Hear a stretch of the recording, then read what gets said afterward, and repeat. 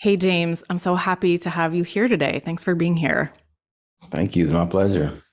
Um, I haven't told you this yet, and we've talked a few times, but I wanted to save it for the interview and tell you that you are one of the first yoga accounts that I started following on Instagram Oh, years ago. wow. Yeah. Okay. And it's taken here's why it's taken this long to have you on the show. I just always really liked your messages, like your feel free. Um, And it's taken me this long. Here's the tip because you don't have your last name in your bio of your Really? Instagram account. It just says James. And so you didn't have Really? your last name. Yes. And Okay. and Update like and you don't like super hyper promote yourself. You're I mean understandably you promote yoga, but that. I couldn't figure out how to find you. So Wow. yeah, so I'm glad that you reached out. I wasn't really Okay. exactly sure what kind of work you did either. Like I knew obviously that you were a yoga teacher, but I didn't know the extent of everything that you do. Yeah. So here, Okay. so here we are, years later, and I'll just like to think that it was meant to be at this time. Mhm. And I want to start by just asking you what I often ask people at the beginning of interviews, which is, how did you find yoga? Two-part question. How did you find yoga? Mhm. And how did you decide to become a yoga teacher? Okay. So I found yoga through a supervisor that I had for a job. I am a therapist by education and by trade. And so I was working. And I was one of those therapists who had a cape on and was working in communities and trying to save everybody, Yeah. just trying to be super therapist. And I had this supervisor, and she was one of those people who she was a yogi, but before I even know what a yogi was, like the stereotypical yogi, she was pretty slim. She was always calm and always tranquil and always like, okay. So I'm thinking, okay, she just probably smokes or something like that. But She still may have. Yes. yeah. But she was always like, you should try yoga, you should try yoga. And I'm just like, I don't know. I never knew any black people that did yoga. So I was like, I'm a black man. We don't do yoga. Yeah. Keep trying it, keep going, keep doing, just do it. And then finally it's like, okay, I'm gonna do it. I tried it. And I went to the studio. And the first thing I noticed about the studio was there's a weird smell in here, like all these old yoga mats. Yeah. Then I got there and we're doing this weird breathing stuff, but I'm an athlete. I played football and other sports. So I was ready to get into all these poses and do this physical stuff. But we started with this breathing. And I'm like, okay, this is weird, but it's okay. And then finally we get into this yoga position of that yoga dog, that yoga dog of a downward facing dog. Uh-huh. And I'm like, whoa, this is kind of kicking my butt. This is real. And after all that, I was able to finally get into the final pose of Shavasana Hmm. and just the stress. And I was in a time of not even being aware, but I was in a time of depression, a time of anxiety. And just for that moment at the end of class in Shavasana, I was just able to let it go. Yeah. And it was something that I knew that I needed for myself and I wanted to share with my clients. So that really got me into it. I kept going back. I did Bikram, I did power, I did um, a lot of different yoga. I did Kundalini yoga for a while. Uh-huh. And Wow. You've really tried a lot of different things. yeah, yeah. Um, and they all had different transformational aspects on me. And I greatly appreciate them all. And I was still just struggling as a therapist, trying to figure out. I was about 25, 24 years old, and trying to establish who I was at the same Hmm. time as I was trying to help people get through their struggles. And I decided to move, quit my job, got a new job, moved across town, and starting over. And I happened to move in walking distance of a studio, a yoga studio. And it was a donation based studio because I didn't have money anyway. So I was able to go often. And I went in one day and they were having a auction. They're having an auction for a yoga teacher training. Hmm. And I'm like, okay. I'll try it out. And so I put in my bid and just happened to be me and another person. And I won probably like $1 or two, something like that. Oh, wow. And I That got is amazing. Good right. fortune. Amazing. It was just meant to be. And Wow. get this, that yoga studio was only there for my teacher training class.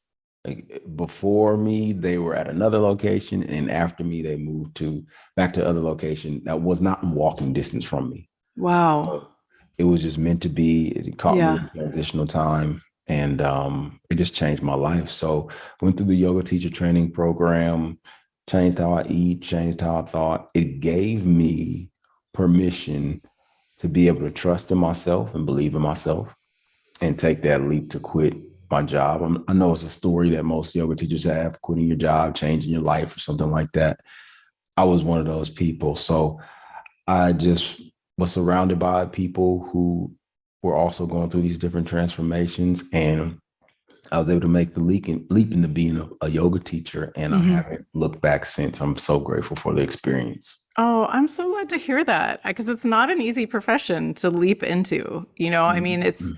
like you said, it is really common that I mean, I did the same thing. Like we just become captivated by it and it changes our lives. And then it's like we do teacher training and then we start teaching. I taught part time and not for super long time because it wasn't like the right fit for me. But it's then you'd start teaching and it can just be have its own challenges. So I'm happy to hear that you feel like it's still working for you and is a good choice. I want to just back up for a moment. So I think it's just so interesting that I've always been really interested in psychology, did a lot Mhm. of therapy myself in my 20s.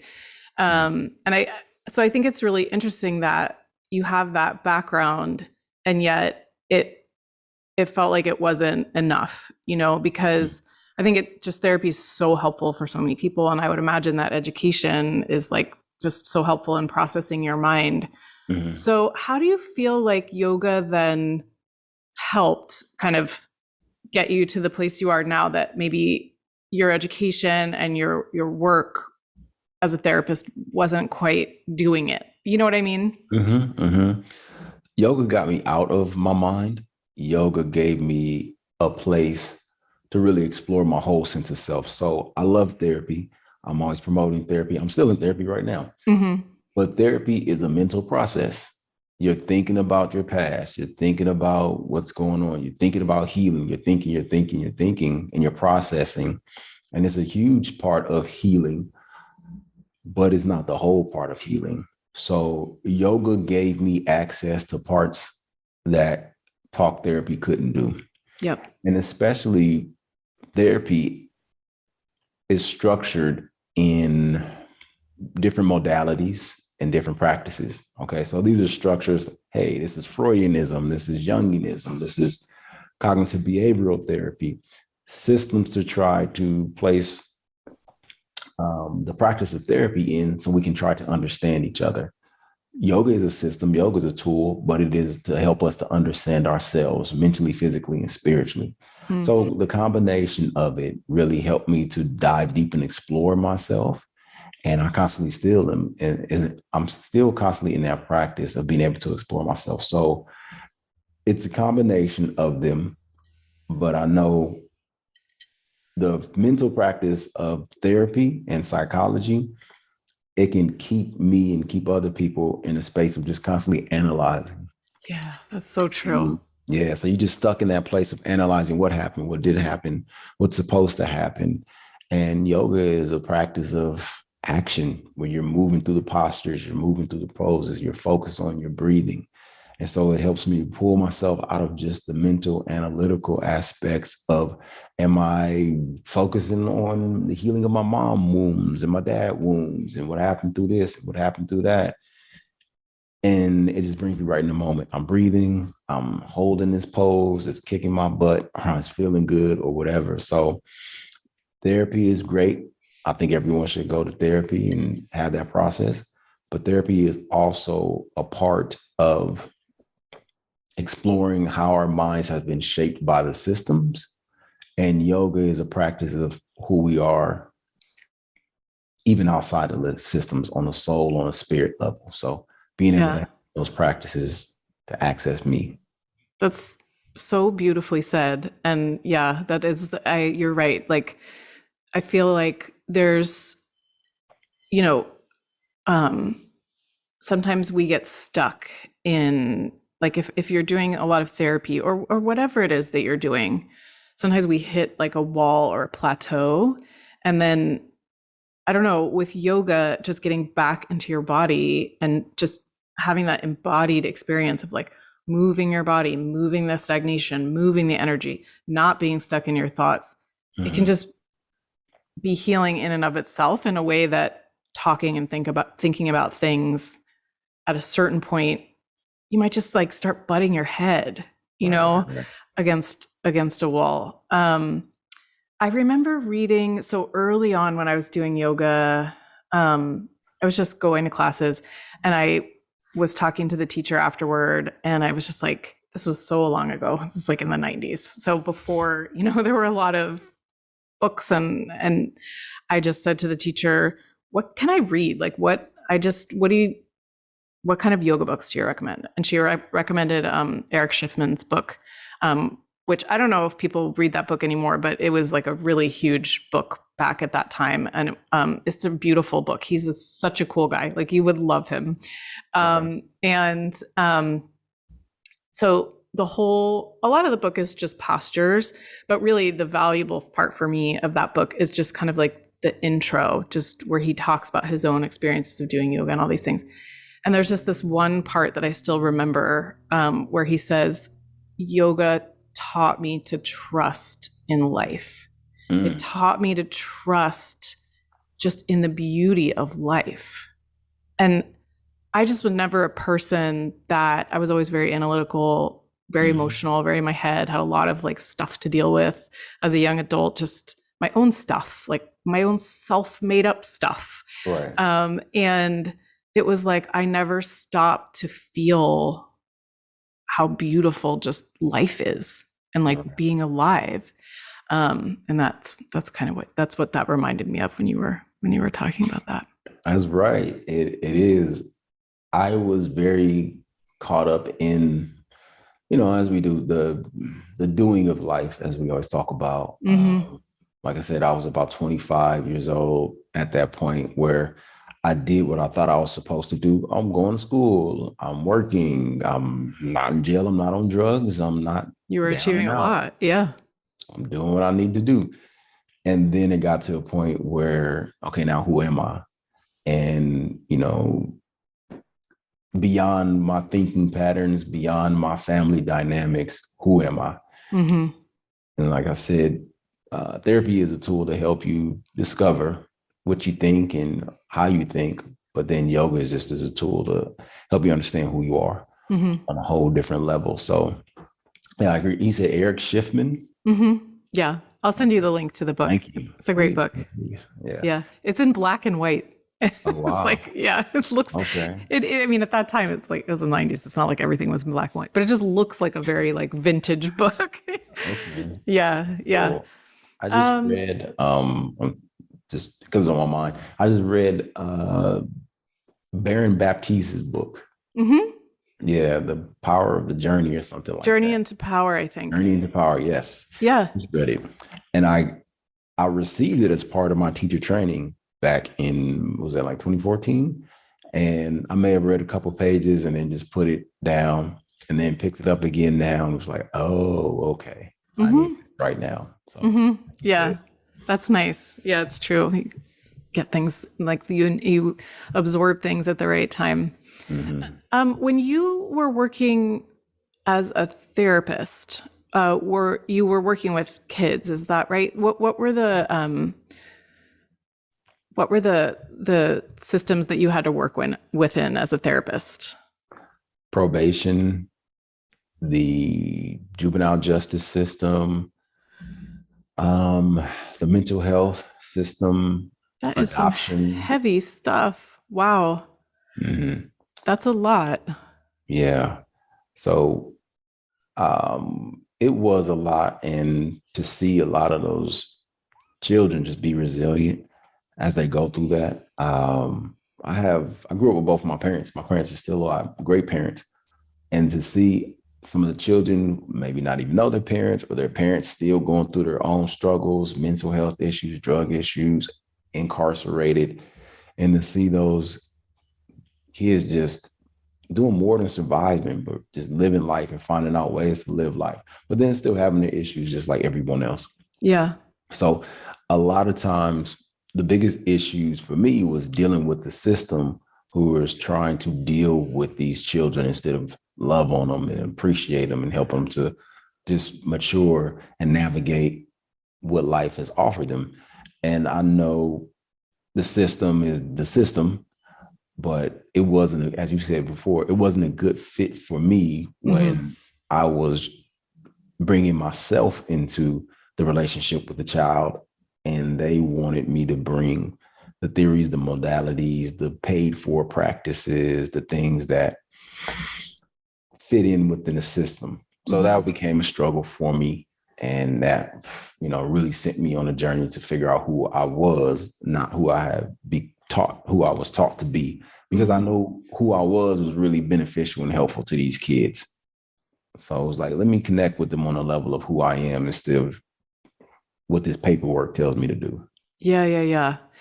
Yeah, when we spoke earlier, you mentioned like, oh, it's so challenging because systems are in place to help people and systems do their best, but like systems are inherently flawed. Right. And I feel really passionate about children ever since I had my own kid. And anybody who listens to this podcast knows that and has heard me talk about her a lot, but just generally, like, she doesn't really check all the boxes. Like she's just her own person. And she's taught me a lot because I was like a kid who did check all the boxes. And,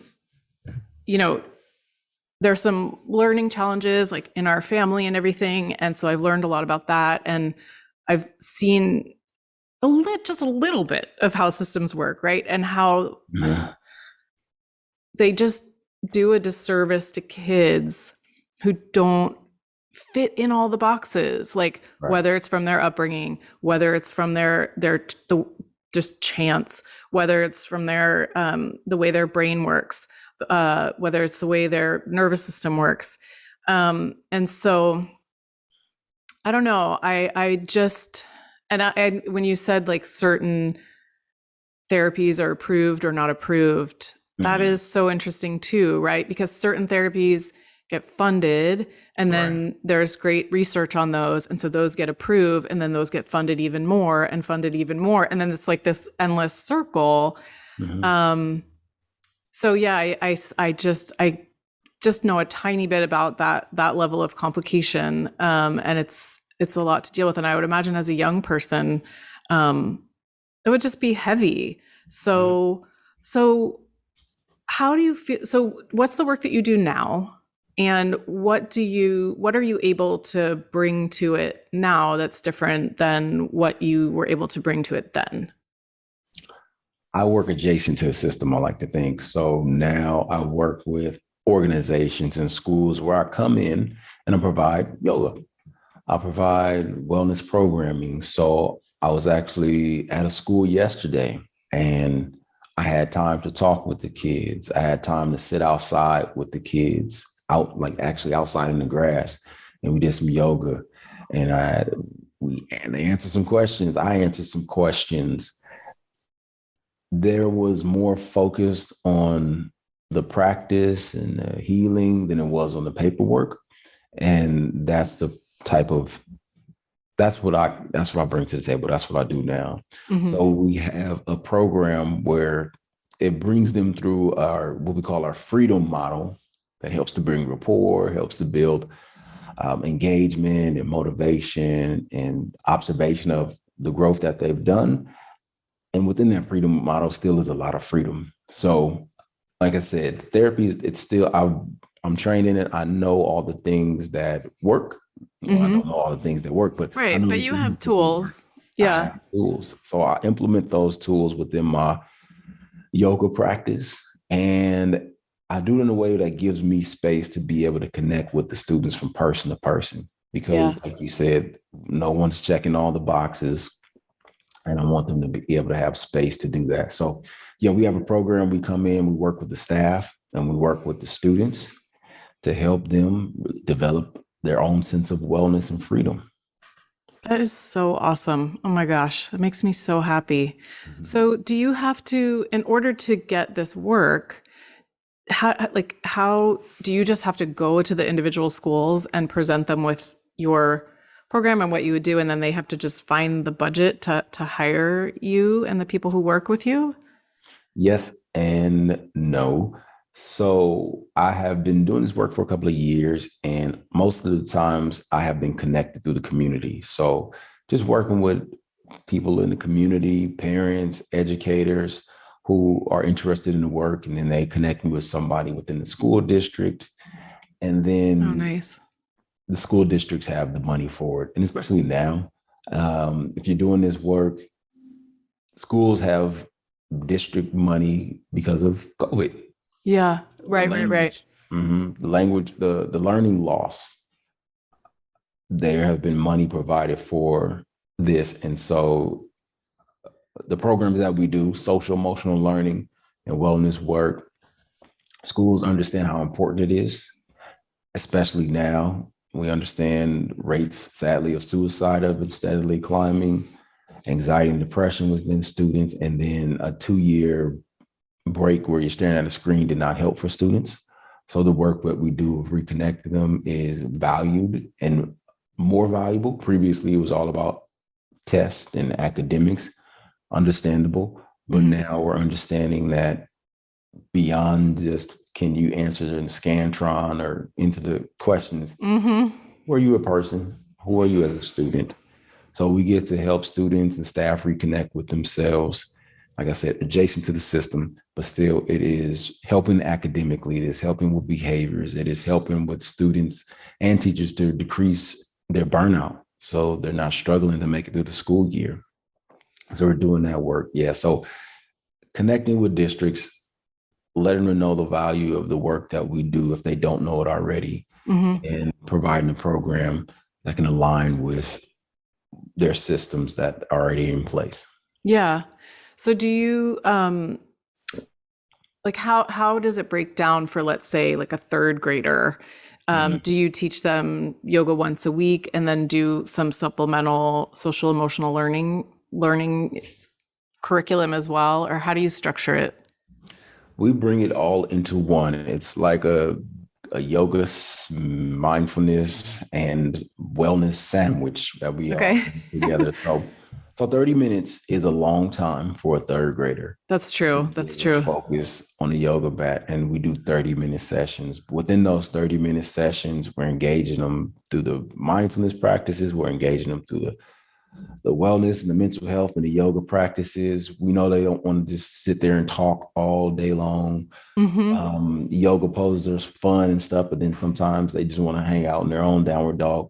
So we keep them engaged through the different practices and engagement processes that we do, and we make it fun for them because we want it to be fun for ourselves. So yeah, we have 30-minute sessions, and we take them over the course of 7 weeks, from the point of being yoga participants and learning about breathing and learning about poses and stretches, to being also to able to teach the yoga classes by the end of those 7 week sessions. So what our aim is to do is to create a community of young folks who have found freedom through our yoga practice, to in turn create more freedom within their homes and their communities.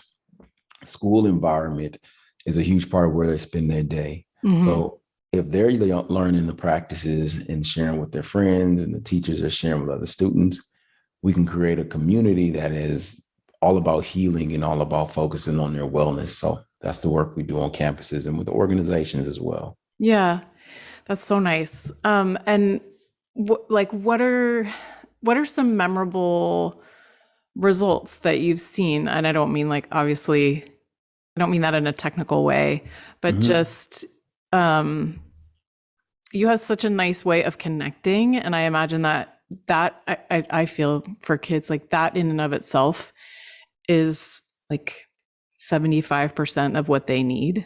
You know what I mean? Especially in learning environments. Like you said, it's been so long where test scores have been emphasized and all these things. And I don't know, the more I learn about raising a kid, the more I learn that it's like that state of being relaxed and feeling safe and feeling seen that enables people to learn. Like that's how we're going to learn. We're not going to learn when we're freaked out or stressed out or pressured. Right.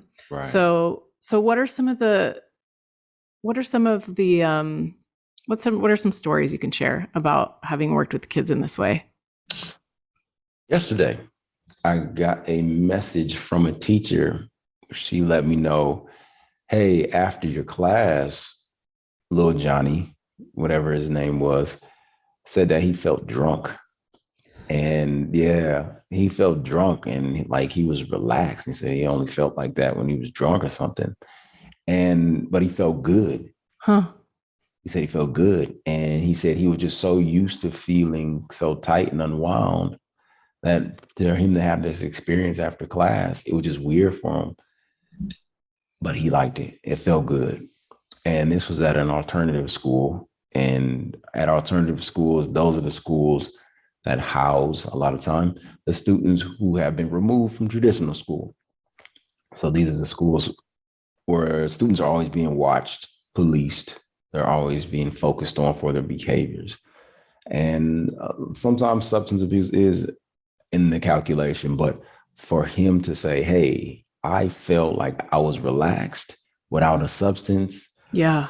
without a drink or anything like that, It's huge. huge. It was huge for that to happen.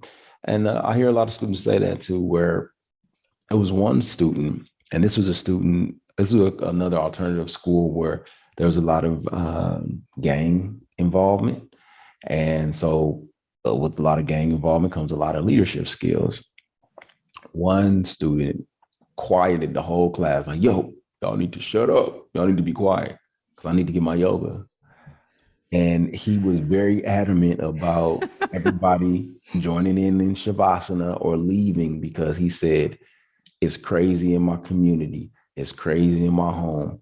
But this is the one time I get to have peace. Y'all not going to mess it up for me. Oh my gosh. Yeah, he stepped up for his Shavasana and he stepped up for the Shavasana of other folks. So a lot of stories like that, especially the young kids thinking that they can't even sit still for 15 seconds. Then we get into our challenge and they're able to sit still and relax. And they come up to me afterwards, like, they may not say nothing, they just give a head nod, like, okay, they kind of get it right there off the bat. So a lot of stories of young kids participating who before parents and teachers were like, we can't even get this kid to sit down for a second. He's being able to sit down and relax and chill. So as you said, we're all about awareness, access, and application. So first, they become aware that, hey, this is something. And then they are understand that they have access to it. Like, all right, this is not just something that other people do. This is something that I can do. We break it down for them and then we help to make it applicable. It doesn't have to be a whole 90-minute class. It doesn't have to be in a studio. It doesn't have to be, it's yours. You know what to do with it to make you feel, as a young man said, drunk or relaxed or calm and healing and stuff. So yeah, we have just a bunch of stories like that for. So wait, you said awareness, access, and what was the third one? The third application. So then it's like when you're in your life, you know that you have access to these other ways of being instead of like we all have to make choices all the time. And it's like the scariest thing as a parent that your kid is going to grow up and start making their own choices because there's just so much, there's just so many poor choices that could be made, right? For anybody, even kids who are raised in these like perfect environments. So you're giving them the skills to like have the awareness of how they feel. And then having access to different states of being without having to get drunk. Like I feel relaxed and good and happy without having to use that substance. so Mhm. that then when they're later, they can apply that to different parts of their life. Right. Yeah. Right. We want them to be able to self-regulate. Mm. They're in a world and a system where someone is always telling them when they can use the restroom, when they can go eat, when they can do that, when they can do this. But we want to help them understand they can they can know and let themselves know when they can feel good, when they can feel relaxed, when they can do what they need to do with their emotions. Hey, if you are angry, this is what you can do with it. And this is what happens when that occurs. So we all about helping them to build the skills to regulate themselves in a world that are always trying to regulate and police them themselves. And when it comes to self-regulation, hey, they need tools to do it. So many stimulants, so many distractions. If they can just have a couple of skills to be able to regulate themselves, it helps a lot in them making that shift to the next place that they want to go to, and then to where you said to making decisions on their own. So Hmm. Self-regulation is, I think, the foundation of like everything in life. mhm, It really mhm, is. I mean, it's like it's the foundation of being able to learn. It's the mhm. foundation of being able to connect with people around you. It's the Right, foundation of being able to work through conflicts with your boss or with your life partner or right. with your family. I mean, it's like, Mhm. so that is just you're helping to build the foundation for their whole lives. Yeah, yeah. And I am only doing it by exposing them to the tools, so making them aware and then Hmm. giving them access to it. Like I said in the beginning, as a Black man, I did not believe that I had access to yoga. Hmm. I thought that there was a barrier of culture, there was a barrier of gender, blah, blah, blah, blah. Oh, that's not for me, until I had someone gave me permission to be like, no, you can go in there, you can do that. Hmm. And it's for a lot of youth, it's like that too. That's not a part of my culture. Even if they are whatever yoga is supposed to look like, if they feel like it's not for their culture, they won't join. Huh. But if they have permission, okay, this is for me. This is I can make it for me. I believe this is something that is for me, even though we know yoga physically and mentally is for everybody, every spirit. But if you believe it's not for you, then you won't do it. It's so true. It's really true. I mean, so it's like that much more important that you as a Black man are there teaching them, because when you see someone that you relate to, I mean, it sounds so silly, but even just as a girl growing up, like there were really not a lot of women politicians, like, Right. or I never would have thought. So I wasn't like interested in politics. I wasn't interested in learning about policy. I wasn't interested in things that shape all of our lives. And so just when you see, so who, I can't remember who said, coined the expression, if you see it you can be it. Mm-hmm. Like when you see it, when you see someone that you look up to, a role model, someone who you want to be like someday, doing these practices, it just makes it acceptable, right? It makes it, Acceptable. yeah, yeah, Right. yeah. Well, good for you too, for like going into a situation where initially you probably didn't feel super comfortable. Mm-hmm. It yeah, and sometimes it still happens. I have a thing, as I talked about in therapy, of just belonging in different Mm. places. Oh, I don't belong here. I don't belong here. That thought comes up in my mind, especially if I'm in a studio or I'm the only one that looks like me. But through my own process of self-regulation, I get to understand, like, okay, you might think this, that might make you feel like this, but you belong here because you're here. Absolutely. Yeah. So Yeah. belonging is huge. And like that, I think belonging is really important for everybody. I feel Mhm. like I worried about fitting in a lot in my life, Yeah. because for whatever reason, there's same thing, certain environments where I didn't feel like I fit in. But and so I like have thought about this a lot with my kid. I don't want to pressure her to feel like she needs to fit in. I don't want to do that to her. But I do at the same time recognize that feeling a sense of belonging is important. It is. Yeah, It's yeah. human. It's very human to feel like you belong. are connecting with the people, a culture, and especially And that people uh, accept you for who you that people are. accept you. Yeah, Yeah. that is huge. And I know as a teenager, we're wired to find that acceptance within our friend group and our peer group. Initially, we are wired to have that acceptance within our family. And then we get older and it's our peers. And then we get older and we look for it, hopefully, in ourselves.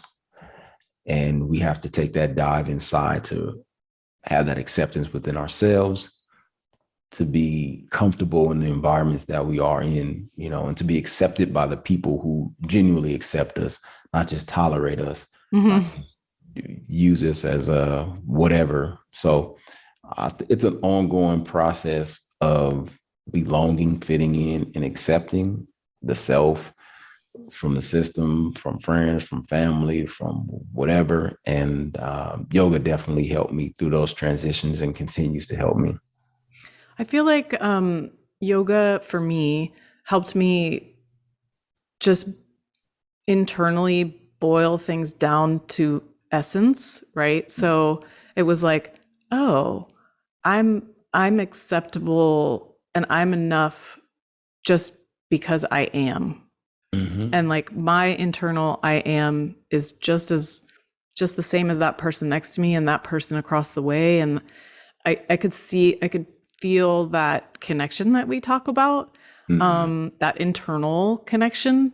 Mm-hmm. And so I hope that the yoga community has felt welcoming for you in that way. Like, um, I hear you saying like sometimes I still go into spaces and like I don't see people who look like me. And I hope that I don't know. I want to just extend that feeling of like, I hope you feel welcome and included. And also, I'm glad you're doing the work that you're doing because there are going to be more people looking like you in yoga spaces, right? Yeah, definitely is. And the numbers are climbing, which is a good thing.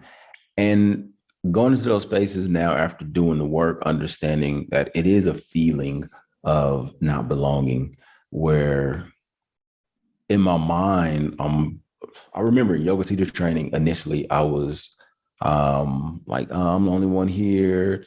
So this is what they're thinking about me. This is what I have to do. This is what and over the weeks, I can feel my angry black men just starting to just recede a little bit because people treated me as a person and people connected with me on that level. Good. And please believe there are still situations where people may think I don't belong there, Hmm. but it's about what I think and it's about what I know. And so Yeah. Yeah. yoga has given me time and given me space to explore what am I thinking, what am I feeling, and bring me to the place of the understanding of like, okay, I belong here. It's Yeah. good. So You're yeah. grounded in yourself. Yes. Yeah. Yes. Have you heard of the book? I think it's just called Self Reg by Stuart Shanker. It's another No, book I think you would love. these are good. Thank Yeah, you. yeah, yeah. Okay. I mean, this is slightly tangential, but just in terms of like working with kids. I mean, everything that he writes about, you already know. I can just hear it in the way that you're talking about it. But I love reading stuff like that because it just confirms for me, like, okay, Mm-hmm. this makes sense and there's science behind it. And Mm-hmm. yeah, so I'll send you that as well. Thank you. What else did I? Oh, so I want to ask you. This is kind of a huge question, but might as well go for it, right? Well, you said that you're system adjacent, so maybe you kind of already have like maybe things are kind of already working the way that you would like for them to work in terms of the way you get to implement your programs. But I just wonder, like, if let's say 20 years from now, James, in 20 years from now, like, what would be the ideal um, thing that you see for kids in school, for educators in school to have access to this learning? Like, what would your dream be for the work that you do? I would want yoga, mindfulness, wellness practices to be a part of schools like football teams, like after school programs, like arts and crafts time, Mm-hmm. an essential part of education, not just for the students, but for the staff as well and the parents, where people are checking in on, okay, how is the yoga program? How is the wellness program? Um, and those numbers being quantified just as much as the A's, the B's, the C's. Are we producing students that are healthy and well, not just academically performing or not academically performing? Because that is something that I believe the world is really going to be measured on. And we're racing towards that, where more people are spending time online engaging, more people are spending time engaging just out of necessity. I mean, out of people are choosing to engage because now, as a child, you don't have to go outside. You don't have to even go to the store. You can order stuff. You can do whatever. But when we do choose to engage as people, we do it in a way that's peaceful, that's kind, and that's loving. And that comes from us having an understanding of ourselves. And if we can implement that into our school systems by creating wellness rooms, by creating time for staff to not be burnt out, time for parents to not be stressed out as they are in the process of educating their students from K through 12, that would be the best thing. So last year, the state of Alabama just legalized yoga in schools. So as we continue to be more progressive and as we continue to understand what yoga, mindfulness, meditation actually is, let's bring it all together. Let's bring more Yeah. counselors, more teachers into the schools, and really, if we have to, quantify the efforts to understand how grave this is to really have a brighter future within our babies. Mm. Oh my gosh. Yeah. I love that you mentioned football first because to me, that brings to mind like that people would also have a sense of pride, right? We have so Mm. much pride in our football teams. We have so much pride in sports and these after school programs. Like, what if we had that same amount of pride in being kind and having fun and being Mm. loving and just like knowing ourselves? Right. I mean, I don't know if it's possible, but you Oh, yeah, know, it is. yeah, It is. yeah. I think the more people understand how they can incorporate wellness into the system, the more it starts to transform the system. Hmm. Measures start to change. So I think it has been a shift because of, as you said, the breaks in the system where people are like, hey, there's some issues here that we need to work on. So I hope it starts to shift to like, hey, these things are working. So let's focus on this more. Let's Right, add more attention, focus, funding towards the things that are working. So right. Um, do you have any advice for? I mean, it's like so impressive to me that you have created. I mean, you've also really created a business, right? mhm, You're able to sustain yourself doing this, and that's mhm. not an easy feat. So do you have any advice for teachers out there listening who um, want to teach in schools but kind of don't know where to begin to do that? I would say get involved in the communities where the people who you want to teach are. Hmm. Show up to the meetings about what's going on with the after school programs. Understand the needs of the schools. Understands the needs of the teachers. Understand the needs of the parents and the folks that you want to work with.